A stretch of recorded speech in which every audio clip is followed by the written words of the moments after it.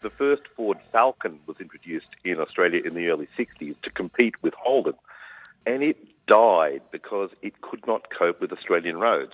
In those days, Australian roads were kind of a series of loosely connected minor canyons, and they would destroy timid or weakly built vehicles, So I'm getting the sense of it now. The Holden was for the rugged outdoor Australian and the Ford was for the effete city man. For a little while. Then Ford caught up. Well, this is what happened with all cars for the Australian market for so long. They would be beefed up, strengthened to cope with our roads and our weather extremes, I suppose, as well.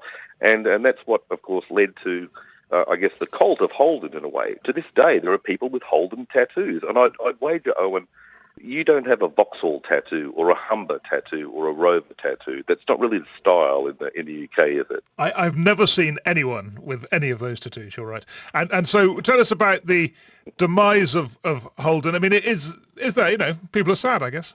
This is a generational thing. If you're over 50 and you grew up with Holden and you grew up with Australian automobile manufacturing, yes, people are devastated. If you're under 25, not so much. I mean, if you told a millennial that Samsung was out of business or that the next iPhone had been banned in Australia, then you'd see devastation. But for older Australians, yes, Holden was very important. And when Holden was introduced to the Australian market in 1948, the first really Australian-made and Australian-designed vehicle for Australians in Australian conditions, it was kind of like our Model T Ford. It energised the market. It mobilised people who otherwise couldn't afford imported cars. It won a lot of hearts. It's important to make this distinction because there will still be the Holden badge, but they're being made in Germany, right? They'll be made all over the place. So bodies from Germany, engines from Malaysia, gearboxes from Mexico. The car market is now global.